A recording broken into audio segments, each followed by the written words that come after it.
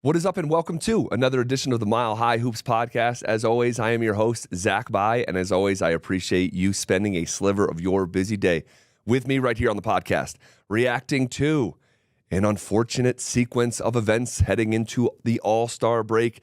It's a third consecutive loss for the Denver Nuggets as they officially limp in to the mid-season classic, and it's not even really mid-season. We know that this journey is 60-something% over as the Nuggets fall to 36-19. 36-19. It was only their fifth loss at home, and a few different thoughts here I want to share before we go into the break, and we'll reconvene next week and react to the All-Star game if Jokic even checks into the game. Goodness, this looks like a guy who needs a break. Let's just start there. Jokic did not play well at all. This was one of my least favorite Jokic games of the year, so far below the expectation that he has set for himself that we react to. 15 points, 5 rebounds, 8 assists.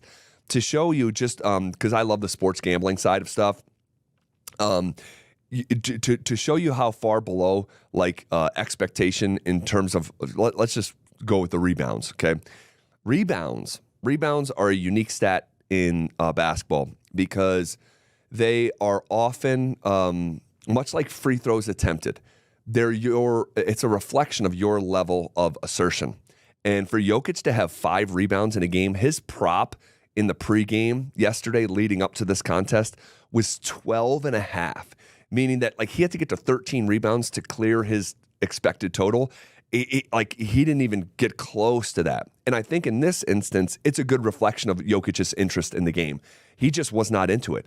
And it was on a night without Jamal Murray, without Kentavious Caldwell-Pope, where Jokic was going to have to be an even greater version of himself. And he just didn't look like he was up for the task at all. Just at all. And I was convinced there in that game on Wednesday night that Jokic was trying to get kicked out of the game. Got the technical, and he looked like he was hunting for number 2. And Michael Malone, kind of like a human shield, throws himself in there and tries to protect Jokic from getting tossed. But it was unfortunate. 6 of 17, 0 for 6 from 3, and just 4 free throws attempted. So you look at, I mentioned that rebounds, free throws, oftentimes a reflection of your aggressiveness, your level of assertion, and just super underwhelming in really all categories. Other than turnovers. Jokic didn't have a turnover. But it wasn't close to good enough. And everyone else not named Aaron Gordon pretty much falls in that category as well. Really just underwhelming performances across the board. Michael Porter Jr. once again in an opportunity when being asked to step up, right? You got 2 of your starters down. You are a max player. Can you play like a max player tonight on a Wednesday night? It's not a huge pressure game. It's the Kings. It's at home. It's not on national television.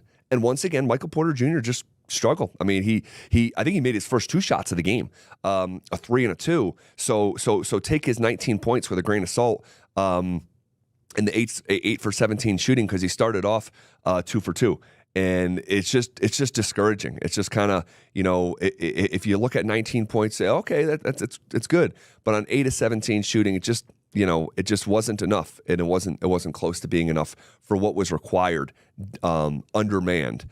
Against the Kings team that just kicked your head in like 5 days ago. It was Friday night. They just demoralized Denver, ran them off the floor in Sacramento. And we said earlier in the week, well, there's context. You could look at it like a schedule loss. The Nuggets are on the second night of a back-to-back. They just played in an emotional game against the Lakers on national television, Kobe statue night. Well, look at the situation here. The Kings played on national TV in Phoenix the previous night in a game that required all 4 quarters. The starters played major minutes, and now they're coming into altitude in your building where you're trying not to lose a third straight game going into the break, and they come back from down 16 points and nearly close the game on an 11-0 run in crunch time. I don't know, man. I mean, this is It's not the end of the world. The sky's not falling. I'm not saying any of that. But it is discouraging because we're reacting to 3 games in a row where the Nuggets were blown out in 2 and then absolutely blew it to Sacramento. So it's just it's unfortunate and really, I'm not going to say demoralizing, but discouraging heading into the break where the Nuggets are going to have 7-8 days off to think about this. And it just leaves a bad taste in your mouth. And you'd like to turn around and come and play sooner, right? But in this situation, this team needs to get away from basketball right now. Nikola Jokic needs to get away from basketball, and it's unfortunate that he's going to have to participate in a game that he has zero interest in. And I almost wish, and this would be like bad boy status, and I don't think Jokic would ever do it, but I almost wish Jokic would, and I'm being dead serious. You have no interest in this game, right? Like none, okay? You're completely exhausted and fatigued, right? Okay. I wish Jokic would pick up the phone and call Adam Silver and say, hey, Commissioner, I'm really sorry for what I have to do. I'm not coming to the All-Star game. I'm prepared to take the big fine, but I'm flying to Serbia, and I'm going home for 7 days. I almost just wish he would do that because it looks like a guy who's not only emotionally just spent, physically spent, but he's emotionally spent as well. And you see Jokic start to act out in frustration when he gets like this. And you know this. If you've been watching him as long as I have, you know that he gets like this. He just gets to his wit's end and he throws his hands up and is like, I don't want to participate in this. So if you don't think he wants to participate in a game that matters, what about a game that doesn't matter? I just wish he would say, screw it. End up at a headline, an ESPN, Jokic nowhere to be found at the All-Star game, take a big boy fine, and freaking like give a middle finger to this game, this exhibition that he doesn't want to be a part of. And the guys that are there, he's not even a part of the club. He's not a part of their club. And we saw that when he was one of the last people picked, him and Lauri Markkanen, and he was the reigning MVP of the league, right? He's not in the CAA, the clutch, all this stuff. He doesn't want to be anywhere near it. And I wish he didn't have to be there. I'm sure he will be, though. And I'm sure they'll give him some additional days off when they come back from the break. I want to mention something just to keep our eye on, all right? Not even for this year, but just for years to come. Domantas Sabonis likes this matchup for whatever reason.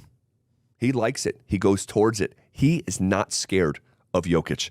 And you watch that game, he goes right at him physically. He creates space with power. You see him finishing around the rim, challenging Jokic, getting into him with the mid-range with that little step back. He clearly won the matchup 4 or 5 days ago in Sacramento, and he won the matchup again. I mean, 20 points, 13 rebounds, 7 assists, 3 steals on 9 of 16 shooting.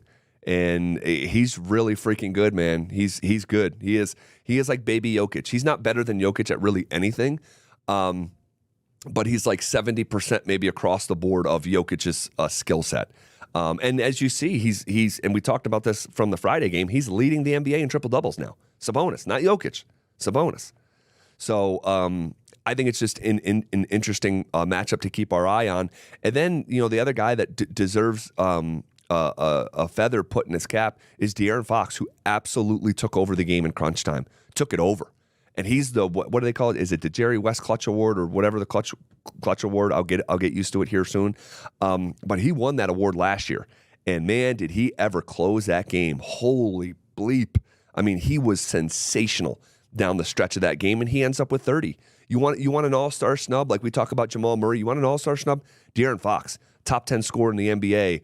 On a Kings team that stumbled out of the gate, that's trying to figure it out. But that's a legitimate all-star snub right there. Is De'Aaron Fox. All right. What else did I want to get to here? I was. It wasn't perfect by any means, but I was happy for Zeke Naji there in that first half. Had a really nice sequence, scored on back-to-back possessions. It's been the wrong kind of marathon for Zeke Naji, a guy who I've rooted for since coming out of Arizona, and I was happy for him in that moment. What does it mean? Probably nothing. But I was happy for him in that moment. And then the other thing, that I was watching the game, getting frustrated at watching, why am I watching Justin Holiday in the fourth quarter for the Denver Nuggets? It showed me how bad Michael Malone wanted to win this game. But you have a collection of young players on your bench, and I'll just mainly isolate Peyton Watson. The fact that Peyton Watson played 16 minutes in that game and someone like Justin Holiday played 35 minutes, it just rubs me the wrong way. What are we trying to do here? You have a young gem in Peyton Watson that could get an opportunity to step up and even fail. Like if that's what would have happened, and we don't know the future because he didn't get the shot. But even if you lose, and in this case they did, all right, and they were trying to win, and Michael Malone is just going to lean on his veterans, and that's what Malone has done historically, right? And we've talked about it on this podcast for years now, okay? Why Justin Holiday? I don't know. Justin Holiday doesn't do it for me at all. And if you watch that game, I don't know how he could do it for you either. What? I'm not saying he's got two left feet, but he just doesn't do it for me. And he was a part of the reason that the Denver Nuggets lost. And he's like, when I think of like legitimate Nuggets, I don't think of 34-year-old Justin Holiday. With all due respect, I just don't. And I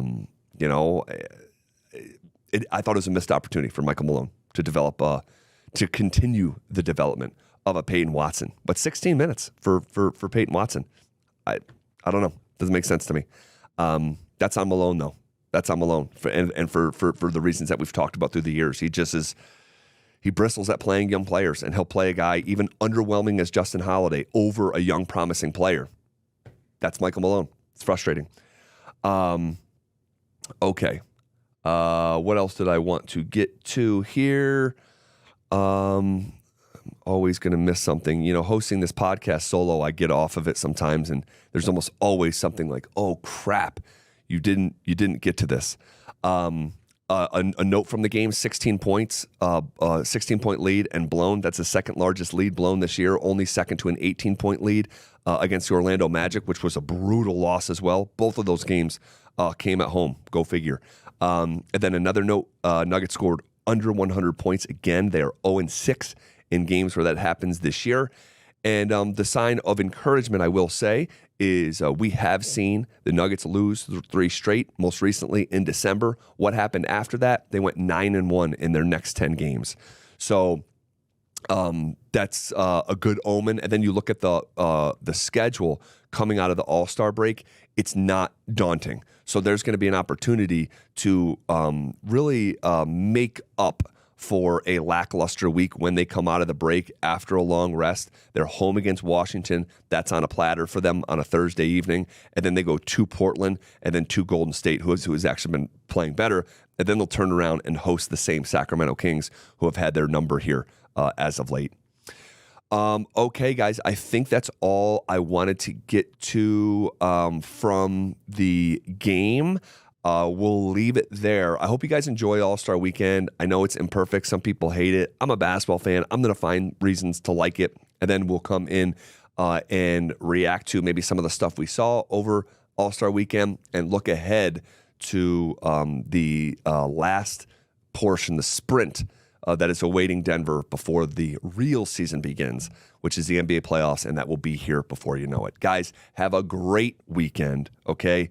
Everything I think with the Nuggets is going to be okay, all right? Not freaking out. I'm perturbed, but not freaking out. And I hope you have that same sort of energy as well. Guys, enjoy All-Star Weekend, and whatever happens over All-Star Weekend, we'll be back next week to talk about it right here on the Mile High